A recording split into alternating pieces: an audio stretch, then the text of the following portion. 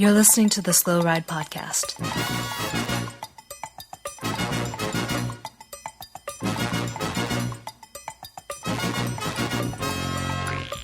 Bikes, advice, and rumors straight from the source. TheSlowRidePodcast.com and on Twitter at TheSlowRidePod.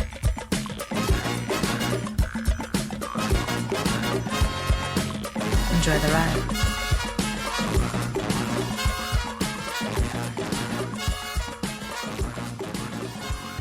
Hello and welcome to the 83rd episode of the Slow Ride Podcast. I'm Tim Hayes in Orlando, Florida. Hey, I'm the little guy in Minneapolis, Minnesota. And I am Spencer Howe in Boston. You know, guys, not too much going on in the world of cycling. So let's talk about important things. We are definitely in the dregs of winter. It's coming. Trainer season is here. There's no such thing as trainer season. Fat bike season is here. I'm sorry. Fat you're bike right. season. It's clearly trainer season as the amount of Zwift trainer workouts are showing up on my Strava feed are multiplying. And they're charging. Why would you do that? Why would you post that to your Strava feed? Because it's like playing a video game.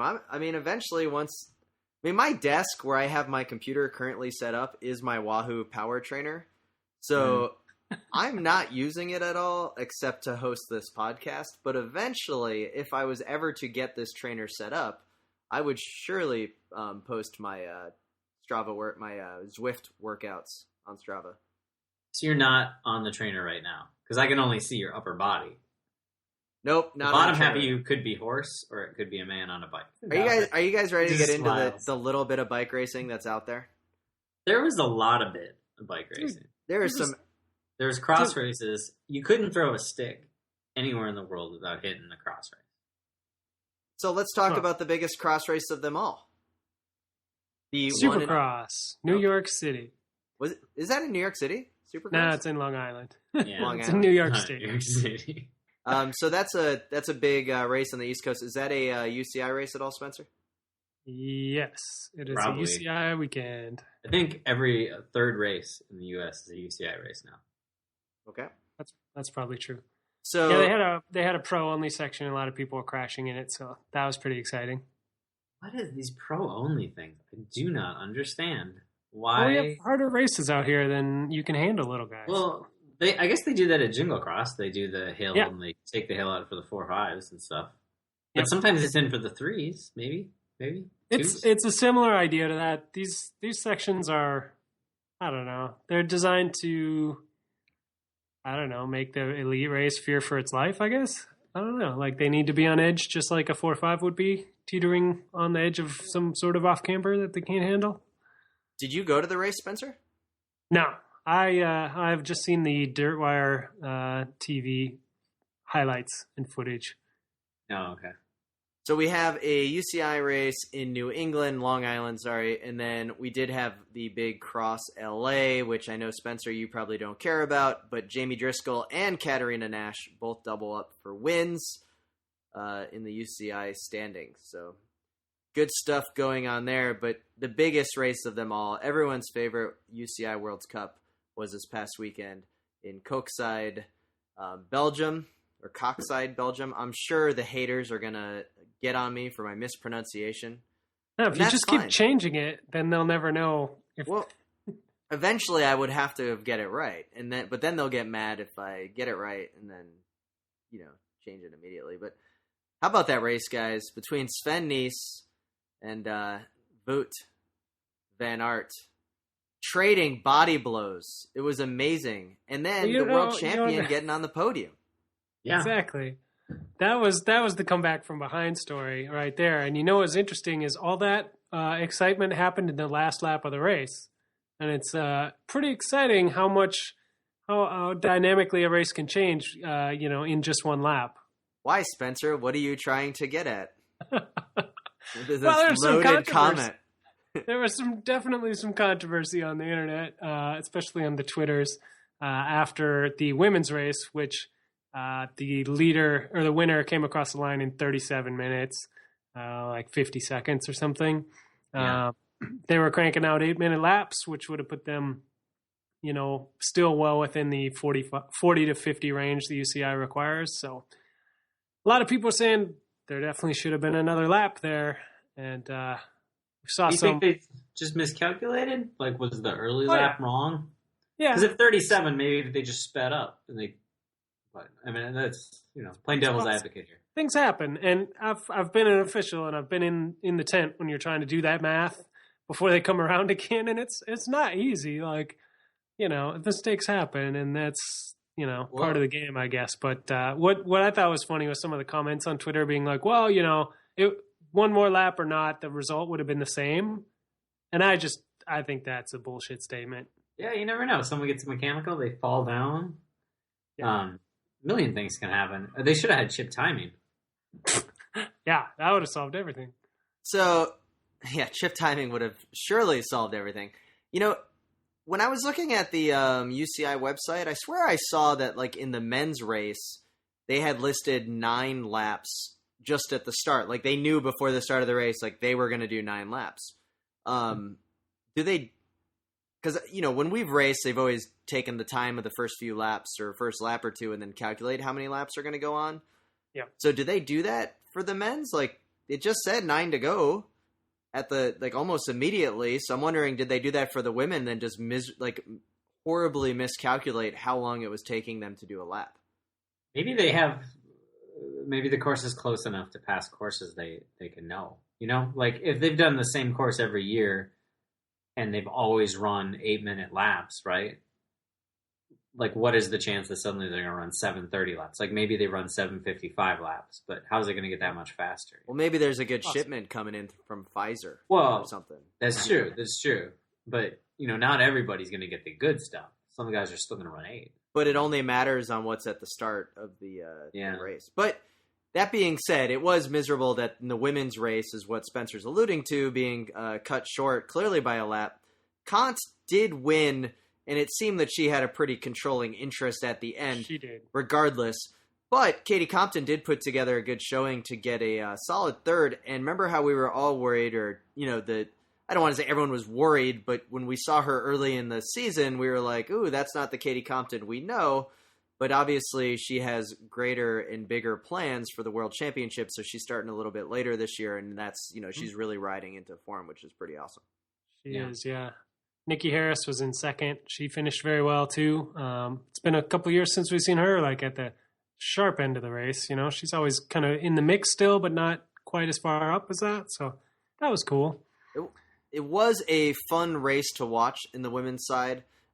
Sadly, though, the spectacle of the men's race was probably my favorite cyclocross race I've seen on television or pirate internet, and versus in person. Man, were they trading attacks there at the end? You have the world champion getting a solid third. You have lapped riders taking out riders in the top 10 on the with like 3 laps to go. That was pretty amazing. I don't know if you guys caught that. Who got taken out? I think it was one of the Van Toornauts, wasn't it? Like, it was Michael. Michael. They still haven't confirmed brothers, not, but yes. They had a scare that it was a fractured hip, but I guess the X-ray showed it was okay. So, well, that wasn't the crash from the lapped rider, was it? I don't know. I know they never showed how he crashed exactly. They just showed him in a little ball for 3 laps. There was another rider that crashed, and what happened was that the lapped rider was kind of, I don't want to say drifting, but maybe looking over his right shoulder and started drifting to the left, looking over his left shoulder and started drifting to the right. And then the rider hit the old barrier legs that stick out from the barriers. Oh, yeah. And then he kind of did one of those, like, on the ground, but that landing on his feet corner. over the handlebar kind of crash. Yeah, okay. I remember that. And then he stayed with the group, but it was definitely a lapped rider that was like, ooh, yeah. That's why the 80% rule is so important. So that's why... They don't seem to be enforcing that rule at all during the... They don't seem to do that at the World Cups. So I feel like you see a lot of lapped riders at those. That would never happen in the US of A. But then, going into the final lap, I mean, Sven Nys, or final 3 laps, really, Sven Nys was trying attacks on places on the course that he was, strongest. I thought for sure he was going to be able to pull it off, and then when he made his attack at one of the strongest places on the course for him, he totally bobbled the kind of this really short, steep climb onto one of the sand dunes, and retook the lead. And I was like, oh, Sven is done for sure. But then they went into the drag strip of mud. And, guys, it's one of those things. It was his 50th World Cup win. It's his last time ever at Coxside. So my question to you. Well, he might be Coxside. He might be Coxside sometime. Was it too good to be true? It was almost, especially. Do you think Wout van Aert is going to be getting a little money for his college fund? Oh, I don't think so. No. I don't even want to think about that. I don't care. Hey. I don't want to think about that. It was too beautiful weekend. It was the greatest thing ever. I'm happy look on Sven Sven's won. face both days. He looked so happy. Like he used to win like it was nothing. And not that he got bored with it, but he didn't look that happy. When he won before, it was just like expected. Business is and now that he he'd had a tough year by Sven standards, only like being on the podium or like fourth every race that he didn't break his chain in. Because he breaks a lot of chains. But it's got those Shimano chains. Yeah, he looked really happy, and it was great. It was really exciting. The fans were going crazy. Oh no, I'm not trying to suggest that I didn't enjoy it, and that it wasn't one of the coolest things that I've seen. He's saying you didn't. But I am a jaded cyclist and a jaded cycling fan. And I learned this a long time ago. A wise man once told me, sometimes things are too good to be true. Yeah. And this is one of those ones that maybe Sven wasn't the one that made the offer. Maybe old Daddy Van Aert, called up Sven Nys's manager and was like, how much Heineken are you going to give me? I'll talk to him in the pit or something. I don't know. What the chalkboard guy says now is like, it's worth it. Like, we did it. It's in the bag. Yeah, I mean, why would it be this race? Why would he have? Oh, because it's the biggest. I think it's because it's the biggest race on the calendar besides the World Championships. I mean, it's not like this is a tiny race. Well, I know it's not, but I feel like they're all big races. I feel like this is sort of like how all spring. What do? Milan San Remo. Oh my God, it's the best race of the year. It ends, and then we're all like Flanders.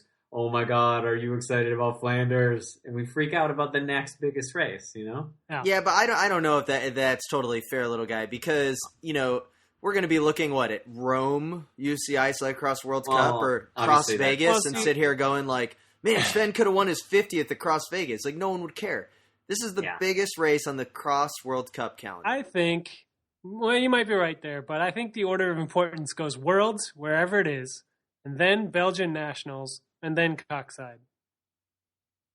But sure, but that's not the 5-0, right? Like, they had a trophy ready for him on the podium that said 50. Like, yeah. Well, they've obviously been waiting for that. But I think also, I don't know if the Belgian thing is as important as it used to be now that you've got all these Dutch riders. Like, there was a point where it was just Belgian riders, but now you got the Van der Poels and you got Lars. Like, that's taken two, solid podiums off your checklist, It's a little more prestigious now to beat everybody else. Yeah. Speaking of Van der Poels, it was pretty nice to see the World Champ stripes back out. Especially, he didn't seem to be right up to race form. Like, he was right up there for the first few laps, and then he seemed to fade back to 6th or 7th, and I thought his day was over. And then he saved it up, uncorked another bottle there at the end, and put in a hard last lap, and ended up on the podium. So there's only 4 World Cups left. There's Namur, Zolder, there's the one in France, and then they go to Hoogerheide. So those are all big races. They are big, but come on. Yeah, but this is Namur is probably, it's up there. It's in the top 5. I'm really not. I really want to believe. I really, really do. And I was screaming at my internet, going, "Come on, Sven!" Like, I was so excited. And then as soon as after, I was like, "Wait." Of all the races for Sven to win in such a dramatic fashion, I felt like I was watching like a fixed boxing fight a little bit. I think that sprint through the mud was legit. It did look legit, and that's why, like, these are the best actors ever, and I'm totally into it. So thanks for entertaining me. I think you just watch a little too much WWE there, Tim. Yeah. I know, can't it's believe relevant. anymore. I know, right? It's all work. I totally understand. So, guys, the big thing, and I remember, Spencer, I had to text you, is that I tried, we talked about this on, like, episode 7 of how we watch these, on the deep, dark web, some of these cyclocross races, and the UCI puts this up on their YouTube channel, and of course it's geo-restricted, and forever we use the Hola app, or the Hola app. It's Spanish, Tim. It's Hola. Hola, and to categorize our country for our IP server, so they would think that maybe I was in American Samoa. And it just wasn't working. So I texted you, and you told me that the old Sporza feed was working with the Ola app. And I tried that. It was kind of going in and out. And then I finally just went to the deep dark web of a internet link from cycling fans and had to close a lot of boxes. Mm-hmm. So how did you guys watch it? I didn't. I watched some of the replay. Okay, so you didn't get to watch it live. You were I had a bike race to go to. And then, Spencer, you watched on Sporza. I watched the women's race on Sporza, and then my Sporza feed gave up, so I had to go deep into the deep web as well for the men's race. So I was on a Russian pirate feed of the Sporza feed. So I was still hearing the Dutch. I didn't get any English commentators, none of the UCI feed anywhere. So you still got Renat. But it's like, man, is it a shame or what that we can't even legitimately watch it? Now, little guy, you and I tried cycling.tv for a while. And how was your experience? That's not as good as anything. It's the worst thing ever. Like, have they still not emailed you back from 2009 when we requested our money back? That was my money. It wasn't your money. You never gave me any money. I had to send like 10 emails to get them to cancel my thing. They just kept charging my credit card. It was infuriating, and for a while I was like, I'm never going to get out of this.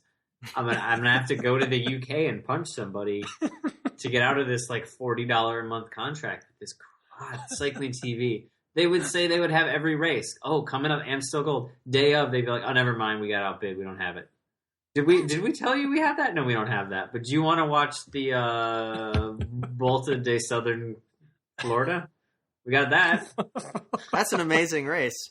Sounds good. Yeah, now, I won that one in 2009. I actually like sent 3 just normal standard emails along with my like cancel thing, and then I started just sending them emails that were just like F you, screw you, go to hell, I hope you die. And like after 5 of those, they canceled me. I like how you edited those. What were in those emails for crappity crap. Maybe his emails were actually that's how they were worded, and maybe that's why they didn't understand the seriousness of the situation. Well, and I should have just written bloody hell, you wanker. You're British. I'm American. Bloody wanker hell. War of 1812. Give me my money back, you assholes.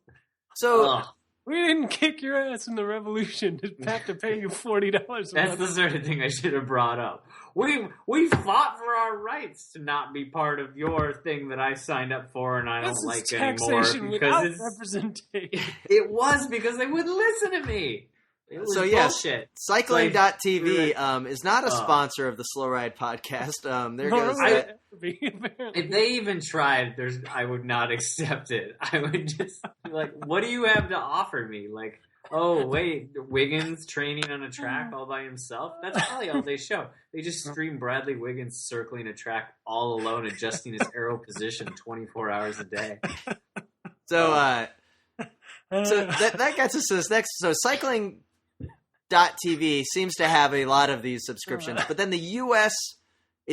rights are owned by Universal Sports for cyclocross in particular. So when everyone's complaining about the UCI not allowing the races to be shown, they really need to direct it currently at the current contract holder, which is Universal Sports, which if you send them an email, they won't respond back because they're out of business and no longer exist.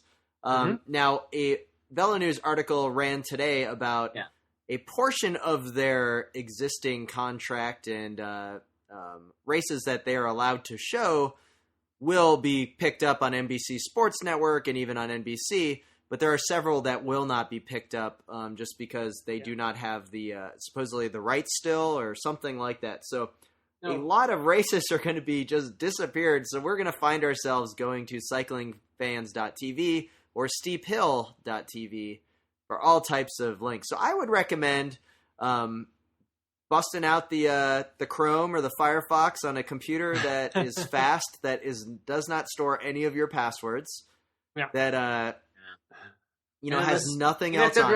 You're gonna have to have a burner laptop just to watch bike races. That's craziness. I think Tim, you want to put our hate at Universal Sports, but screw that shit. It's the UCI's fault. They shouldn't sell the rights to someone who's not going to show the fucking races. And now I'm going to start swearing. Okay, little guy. Serious. So if I'm a business guy and someone offers me the most money, and I'm not exactly the most ethical business guy because I'm the UCI, well, obviously I'm going to sit here going, wow, I'll totally take your money. Okay. I don't care what you do with it. No, here's an example. If I were going to sell my delicious Hogan's biscuits and I wanted to market them at all the Target stores in the United States, right? So Target offered me money and so did like mom and pop shop on the corner. I sell it to Target, but then Target goes, I'm just buying these biscuits and I'm dumping them in the ocean so that our fucking Archer Farms biscuits can sell and we don't have to use yours. And I'm like, whatever, I got the money. That's cool. Awesome. I'm rich for 5 fucking minutes.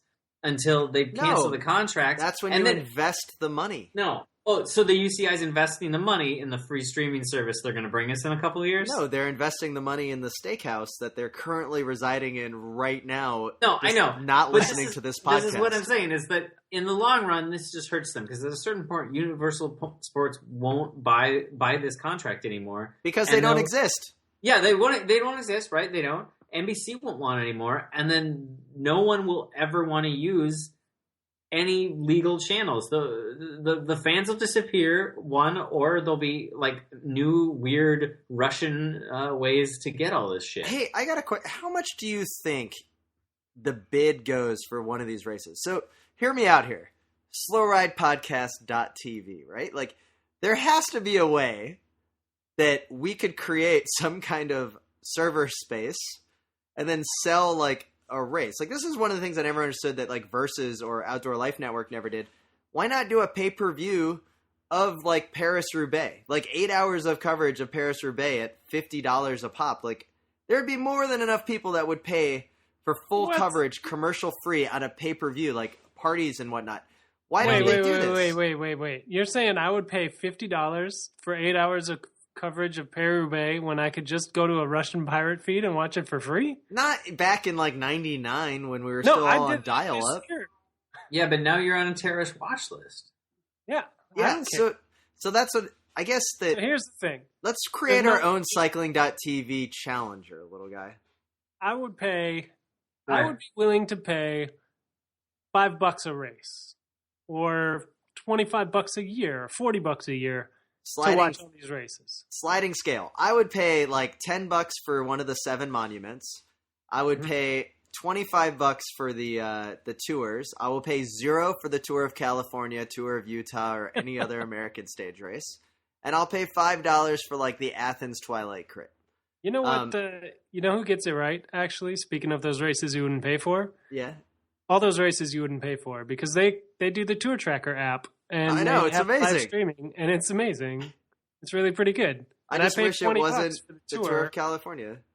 I paid $20 for that app, and it's worth it by the end of the tour, but I'm always really angry that I have to pay $20 for it. Anyway. All right. So let's wrap up our World Cup discussion here, Tim. All right. I can't let you get away without a notable mention here for Ellen Noble finishing 14th in her first World Cup ever. Good. Almost 16th. Throw that in there. Yeah, just a little 2 spots out of the magic number, but should have just sat up and coasted a little more or something. Yeah. It's close. It's a really good attempt, though, for a first one.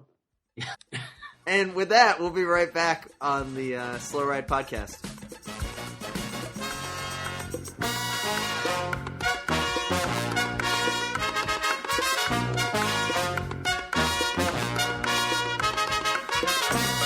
Hey, this is Zach McDonald, DJ the one and only Louisville Foam Party, and you're listening to the Slow Ride Podcast.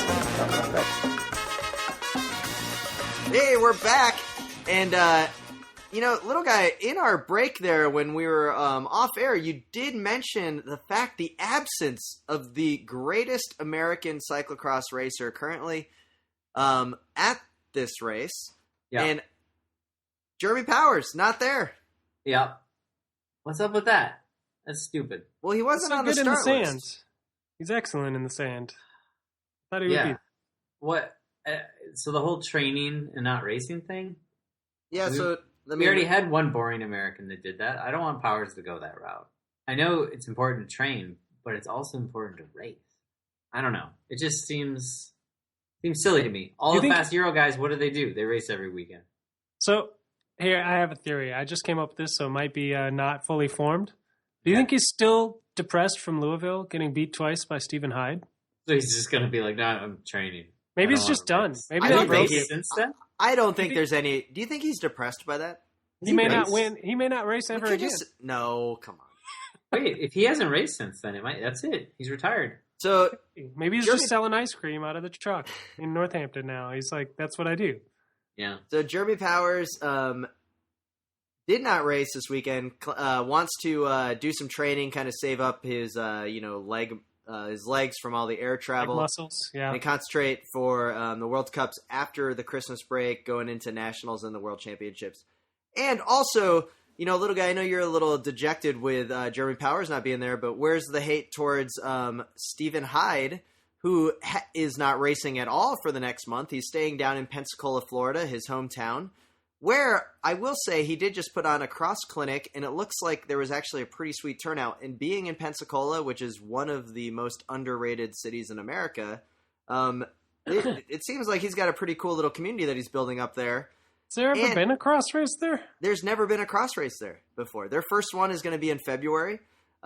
Maybe I'll make it up there. Probably not. It's still like a 7-hour drive. February? How nice is it there in February, Tim? What's that?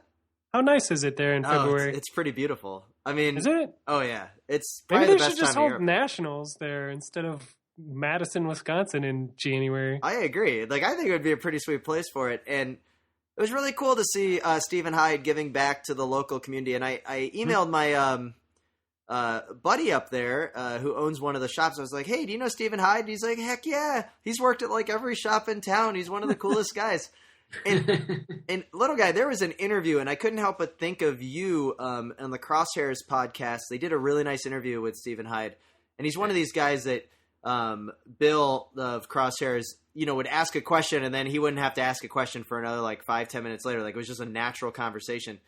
But this guy has ridden his bike across the country. He's got a little bit of Sven Tuft in him. Kind of that vegan punk rocker thing for a little while, and just kind of like, I guess I'll race. And he reminds me a little bit of the young little guy when I was starting out as a messenger. Like, yeah, I guess I'll show up to race. And then you did well. And just like this weekend, you're not out there training, but you're riding in the top 3 for a while at the state cross championship. I train occasionally. I like the idea that I don't train. That would be great if I didn't train and I can still do it. I do. I mean, Stephen Hyde quickly becoming a favorite, I think, across the country. Yeah. But anyway. Oh, I do want to go back one quick thing. I did put a tweet out there on Cockside during it that if there's an anti Wout van Aert fan club, I'd like to be the president or honorary president. It's nothing personal. I just don't like him. Start the U.S. chapter. Just because he's won too much. Yeah, I think that's why. And, I got called out by a fan of the podcast, Jake. So I got called out on this by Jake Steckman, a former Subway Pro cross racer. He's like, wait, but you're cheering for Sven, who has like won every UCI World Cup for like a decade or whatever.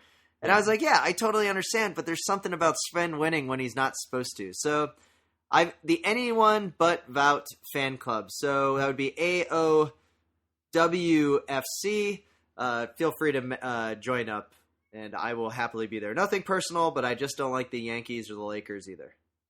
Or the Blackhawks. No, the Blackhawks are completely different. Okay. Totally different. So, little guy, Yeah. Minnesota State Cross Championships, Yep. one of Spencer and mine's favorite races. One Yeah. of your favorite races, something we've all been involved with from racing, promotion, officiating. How did it go? It went all right. I got sixth the first day. Kind of blew up. Really big. As much as I've ever blown up. I was kind of out of it after it. But it was classic good. course there, little guy? Or Yeah, it was kind of always classic course. It was mostly the same. They kind of moved the start a little bit this year.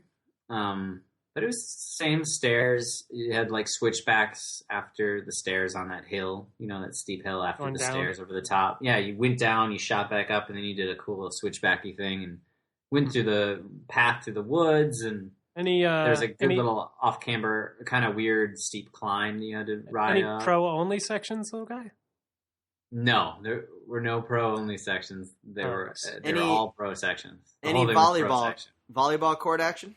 Yeah, you went through the sand pit, but it was really hard packed. You just sort of flew through it. I don't Because think it was anyone like had problems. So it was like, because it's 20 degrees out, looked like pretty cold. Now, I saw a video, and we're going to link it on our show notes. I want everyone to take a look at it.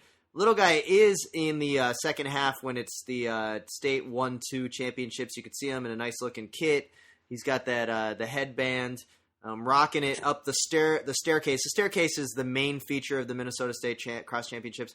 But I do want to give a congratulatory shout-out to Josh Bauer, who is a fan of the podcast, who won the title. Now, he may have turned off this podcast because of the swearing earlier, but Josh Bauer, you got to do something about editing the video and take it all down, because as you're coming through to the start-finish line, it looks like you're trying to give a high five, maybe take a hand up from someone, and that hand up did not work. It looks like grabs your bars and you crash going into the start-finish. I'm sure it's an embarrassing thing, but, the embarrassment goes away when you are the Minnesota State Cycross champion. Yeah. But I would definitely go to that person that tried giving you a high five or whatever it was and give them an old noogie, because it was a little embarrassing. I didn't know this happened. I'm watching the video, and then all of a sudden I'm like, whoa, like, that's unfortunate. I only heard about it after the race. Well, look, you were racing, and you weren't near the front, so you didn't see it. I wasn't there anymore. I was far off the back. There's two kind of finish line faux pas you can have, right? And this is definitely the least offensive of the two. Well, because you're winning when it happens. Right. So there's a crashing on the... Take it too poorly, right? Right. There's a crashing on the line or after the line, which has definitely happened to many people. Yeah. But the other option you have of finish line faux pas is posting up too early and getting pipped at the line. Yeah. So this is definitely, if you're going to do one of them, this is the way to go. If you're going to mess up, you might as well then win. Well, exactly, and I think here's the faux pas, Spencer, that maybe is a little bit out of Josh Bauer's reach, is that there seemed to be fan interference here. So this is not like the old crashing because he threw his bike too hard. No. This is celebratory. I'm giving him an out here. Error. No, this is an operator error. I mean, he's not getting out of this. He was probably really tired. It was a a hard race. Could have been worse. Could have been worse. If anybody had tried to touch me at the end of the race, I would have fallen over. Let me tell you. Yeah. So, and little guy, you said that as you're racing, there's multiple people giving you shout outs like, "Hey, Slow Ride Podcast." Not while I was racing, people gave me Slow Ride shout outs. I don't. Like as you're walking to the car, they're like, "Hey, Slow Ride." I did get some people. And one of them, like podcast. And one of them is Owen Thole, apparently a fan of the podcast. Yeah. I think I maybe talked to him once in my life, and I swear it was him. But he left an impression on you, or at least somebody who you think has that name left that impression on you. And so I have emailed my contacts to see who is out there, but I swear it was Owen Thole who won multiple races as a Cat 5 and just never upgraded years ago. But I could be wrong. He doesn't agree with anything you said on the last podcast. Maybe it was 2 podcasts ago. I don't remember. I can vouch. Speaking to him, he does not agree with what you said. I think he'll be writing in to probably correct the errors that you've made. As a journalistic endeavor here with a lot of integrity, we will definitely look at both sides of this story very carefully. If I am wrong, I will state a correction. And I don't even know why I mentioned Owen Thull's name other than if it was facts. Now, the scary thing is that if it wasn't really him and I'm just mentioning his name, that's... I mean, hey, you want to hang out next time? I'm going to be up there in December. Like, we can all go have a beer. We should get a beer. He can tell you why you're wrong. So, other news, guys, coming through, of course, probably the biggest news of it all is that we have an interview with USA Cycling president Derek Bouchard-Hall coming up in a few weeks. Nah, Tim, that's just a joke we made last week. No, it's real. No, it's real, Spencer. Like, he replied to my email. No, that's you've been duped. Duped by who? I somebody with the same initials, I guess. I don't know. I'm getting nervous for this interview, and now I'm even more nervous because you're saying it's not going to happen. No, I think it's real. Possible. He also wants you to just send him your bank account info before the thing. Yeah, just to check verification purposes. Yeah. So just send him your routing number. I'm very I don't know what questions to ask. So we would love our listeners to send us emails, any type of question you want us to ask Derek Bouchard-Hall. We will do it. Eric Saunders, former pro, has already hit us up saying like, "Wait, are you guys taking questions from your fans?" And, we will read most of them verbatim unless they will get us in trouble with the president himself. We're obviously going to screen them a little bit. Yeah, just a little. You can't. He's the president. You can't say crap. You can't say something like that. No, but I mean, if you want to ask him about who he thinks the most popular American cyclist is, I think that's fair game. I bet he's not going to answer that. He doesn't want to embarrass me on the podcast. I hope we can ask him how many tours he thinks Lance has won. Ooh, that's should that be the first question we ask? You think just like start right away, just like really set the tone. Just the Lance questions. That is like cold, don't lob any softballs at all. Just be like, hey, let's talk about Lance Armstrong. Let's make this miserable for everybody, for the listeners, for you, for us. It's gonna be terrible. Let's do this. No, let's not do that. But let's actually get some good questions. If anyone has anything they want to ask him, let us know. Yeah, please send them over our way. So, yeah, I'm getting pretty excited about that. Why isn't it free to rock the one cog? That's what I want to know. That's it. That's a very good question. I want to ask him about finally get the answer for that. That's an age-old question. It's true. One of the main things we're going to talk about, and this got emailed to us by two different people, was that article where he announced that the USA Cycling is going to operate at a $1 million loss in 2016. Mm-hmm. Or was it 2015? And he's already like sharpened the pencils and cut as much as he can. But it shows you that we finally seem to have a businessman that's inside the office and trying to be as transparent as possible. Like, you're sitting there looking at it going like, okay, he's like laying everything out there. And that is commendable. Yeah. Well, I'm surprised that he could find somebody in that office that knew the financials at all. Like, I have a feeling that there are no records kept. There's not like there's a guy in the back room with an abacus. He's like, yeah, they found him. Like, he'd been subsisting off the whatever was in the vending machine for the last couple of years. Oh yeah, he's eating a lot of Bugles. So. He's down to only Bugles and Funyuns. So we did get one email question this week, and I do want to bring it up, gentlemen. It comes from Tom, all the way in Australia. He says, "Greetings from Melbourne. Massive fan of the show. Despite my passions for bikes far outstripping my talent in actually riding them, I recently got a new job, which means I finally have the budget to start shopping for my first cross bike in the hopes of doing some Cat 4-5 races in the Aussie cross season next April." So cool. Is it the same category system? I don't know. That was one of my first questions, and the second is, why would you be listening to us from Melbourne, Australia? I have got lots of questions. Do you guys have any tips for buying a newbie's cross bike on a relatively meager budget? Now, he did spell meager the Australian way with MEAGRE, and that's approximately $1,000 US. So that's what, like $5,000 Australian? I'm pretty keen on getting something with disc brakes because I'm a massive coward, and something without really grippy tires because cross courses down under are mostly grass and dirt.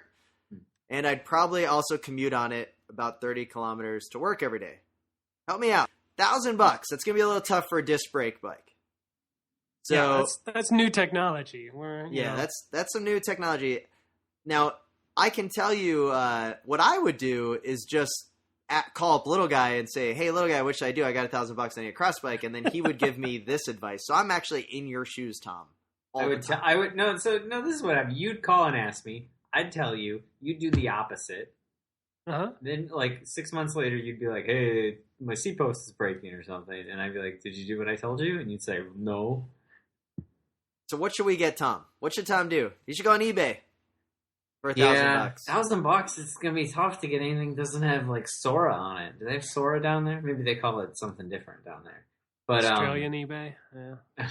Australian. Do you guys find this? This is slightly off topic, but you're on eBay. You find something that looks super cool.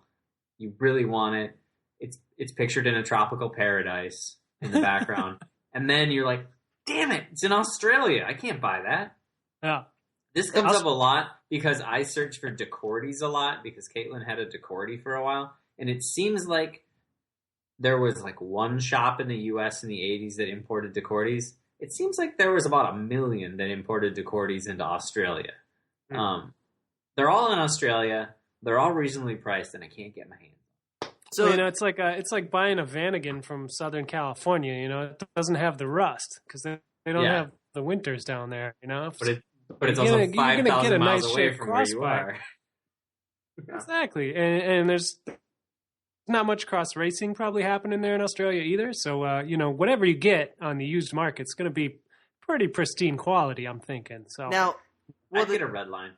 So if his season starts next April, so their winter goes till basically right now. Like now would be the time to buy because the season is pretty much over, right? Because isn't it Australian summer right now? Isn't it the time of year where Australia gets 12 hours of darkness? I don't think they ever get 12 hours of darkness. I think they get 37 hours of light or something like that. Oh. I had it back. All right. So I think that... Is that toilet thing real? I was gonna mention this. So Tom, can you email us back? Does the toilet really flush the opposite way down there? Counterclockwise? I don't feel like that's real, but I mean, the only thing I gotta go on is the Simpsons episode. So bike advice, did we have any? Yeah, I have none. We should get a red line. Increase your budget or get a red line, yeah. No. I mean, really, like if you want a decent bike that you can get a disc one, get a red line. You could even find one of the early, like, 2003 aluminum ones that had disc tabs. Reasonable price. Aren't they getting rid of red lines? Plenty of bikes you can get for $1,000. Yeah, but with disc brakes, though? Well, probably now, because everybody wants disc brakes now. I think you could probably get a used bike on eBay now that the season's over. Yeah. Just get a red line. Why not just go work at a bike shop, Tom? Oh, and then get the pro deal. Yeah. And then quit. Here's the American way of doing things. Let me tell you about Cat 4-5 elite teams in America. Yeah, join a team, buy a bike, never race.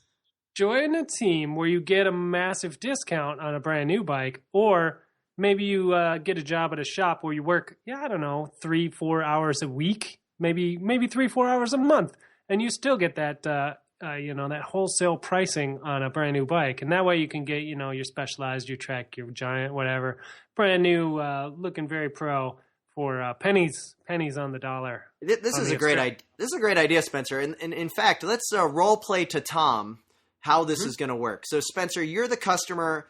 And I'm Tom at Acme Bike Shop. Hey, hello. Can I help you today? Yeah, hey, I'm looking for a bike, maybe. I don't know. Cool. What kind of riding do you do? Just, back and forth to work, I guess. Oh, nice. It's cool to be out there. Hey, I don't really work here, but let me go get someone that does. Matt, hey, little guy, can you help out this gentleman? See, right there. Did it. That's how I forgot to say, he's got some technical questions. Yeah. Man, that's how you get your employee discount. That's how you get a sweet cross bike at about $1,000. Yeah. And then what Tim would do after that, if the role play continued, was he'd just head to the employee restroom and hang out in there for about 45 minutes and then come back and do it one more time. And then his shift is over. That's pretty much what I would do. Yeah. And I did do at Swift Cycle. Gainesville, Florida, no longer in business. Oh. We still have a month. Come on. Well, guys, we did not get any reviews. Stop in for some great deals. Yeah, if you don't see Tim, he's definitely in the restaurant. Everything's 80% off. So guys, we have we did not get any reviews on the old iTunes or Stitcher. And we've used up all of our significant others reviews capabilities. So people need to go on there and leave us a review. Get us up the rankings. I know it's Fat Bike season, but you can still listen to our podcast. Yeah, we're expecting the surge from Fat Bike Radio listeners any moment. So we need to really keep them in the rear view mirror. Now, we did see a couple of podiums that have gotten emailed to us and also tweeted at us. Really good one from Colorado. What's that, little guy? Did I send you my podium? No. Were you on one? I was. We do get a nice couple of tweets about a podium in Colorado where the 4th and 5th place are wearing parkas, but maybe they are also podium attendants. I couldn't really tell in the picture. That photo, is that the same photo where 2nd and 3rd are actually backwards? Whoever set up the podium has it opposite? Yeah. See, do you guys feel like podiums are just getting worse, like daily? Or do you think there's just more attention has been brought to it, so we're seeing more examples? I think there's more attention. I don't know. I feel like it's one of those lost arts that like people just don't care about as much anymore. Like, even tubular tires are going to tubeless, and the kids just don't care. And I agree. The kids they're so finicky. Now kids are just going to disc brakes, and like clips and straps have moved to clipless pedals and so forth and so on. Bikes aren't real or steel anymore. Yeah. So it's kind of hard to pedal, so we're putting motors in everything for the Tour de France. Yeah. Oh, that's the way it should be. Because we've been testing them out at the Giro with Ryder Hesjedal. Mm-hmm. Hey, Ford McMurphy tweeted us, "Hey guys, if you were the national champion, how far would you take the Stars and Stripes? Bibs, shoes, helmets, gloves, t-shirts, podium shoes?" So the question is, would you wear the Stars and Stripes beyond just the jersey and maybe the skin suit? Like, would you go to the Stars and Stripes helmet? Like, where does it stop? I think I'd have like one casual outfit I wore all year that was Stars and Stripes. So you'd pull like the Uncle Sam. Like you would. Like I'd be at the grocery store and people would be like, "What's that guy? Is he crazy?" And they're like, "No, he's national champion in a 45 plus pursuit, fat bike pursuits." Pursuit. God damn it.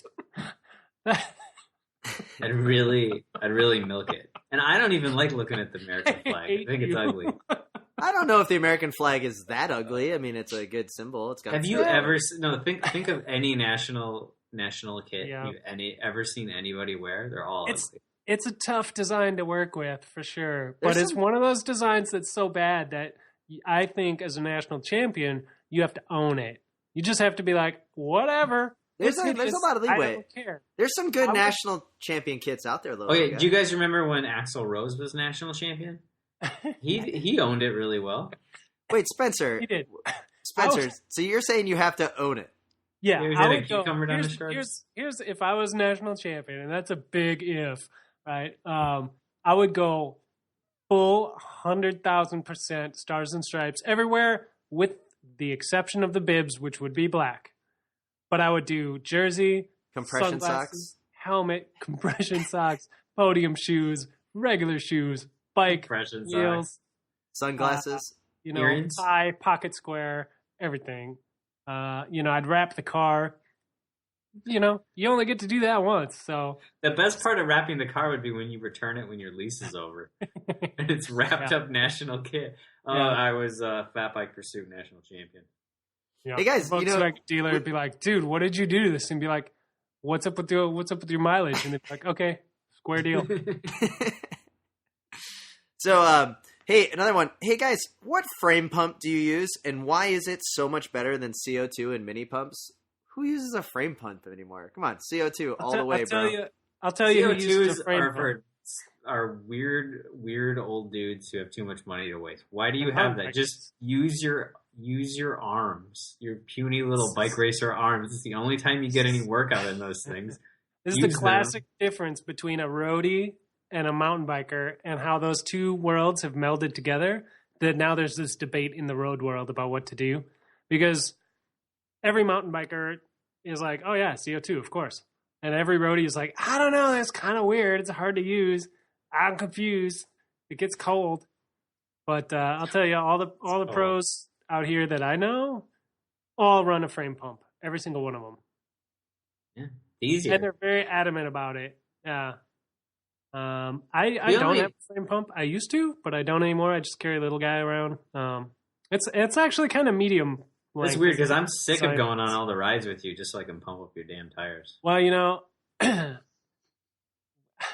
don't know. Do you run a frame pump right now, little guy, when you go out on a ride, or do you have a pocket pump? No, I have a little pump. I have a frame pump. I only have one frame though that has like the little sweet tab on the head tube for the frame pump, like on my touring bike. So no, well, it holds better, with the thing. But I do have a frame pump. I've used it, but yeah, not often.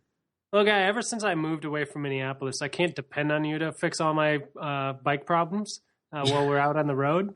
So I have had to, come carry a pump around with me. And for all the people that don't know, there's nothing like going on a ride with Spencer where he gets a flat and then goes, I don't have anything in my pockets. Hey, do you have a pump? We're like and then 2 hours out of the city. Do you have two? Oh, yeah, I don't have a pump. I have one tire lever. Oh, it's broken tire lever. I don't have that. And so I give him that. Then we ride a little farther. We stop at the coffee shop. I didn't bring my wallet. Oh, I don't have. We get really far out in the middle of nowhere. It's really hot. Oh, I didn't put water in my bottles before I left. There's just this dribble from 3 weeks ago that tastes like mold. Water doesn't mold.